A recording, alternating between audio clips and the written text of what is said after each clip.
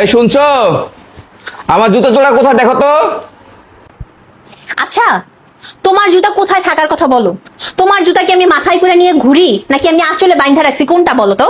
সবার জুতা যেখানে থাকে তোমার জুতাও সেইখানে আছে, কেন নিজে একটু কষ্ট করে খুঁজে নিতে পারো না।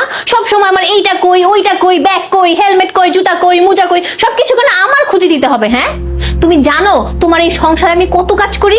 আমি একলা হাতে সারাদিন রান্না করি, বান্না করি, ঘর দুয়ার গুছাই, মুছি, সমস্ত কিছু আমি একলা করি। তোমার খেয়াল রাখতে হয়, তোমার বাবা মার খেয়াল রাখতে হয়, সবকিছু আমার একলা করতে হয়। কেন, আমি কি এই বাড়ির কাজের লোক? হ্যাঁ, আমার জন্য কি তোমার একটু কষ্ট হয় না? বিন্দু পরিমাণ কষ্ট লাগে না তোমার?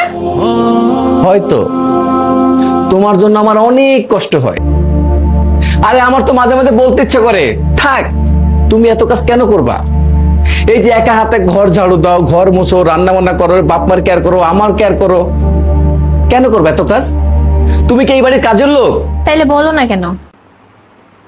তারপর আমি ভাবি, তুমি ছাড়া কে করবে বলো। এই পুরা সংসার দায়িত্ব তো তোমার। আমার যত তোমারই করা লাগবে, আমার বাপ মার কেয়ার তো তোমারই করা লাগবে।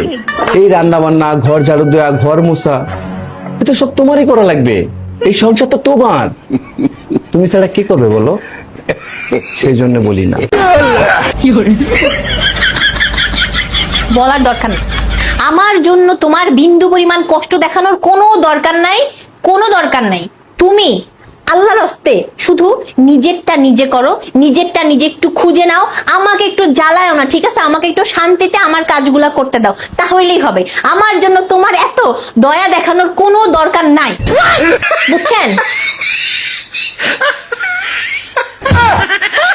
बच गया साला।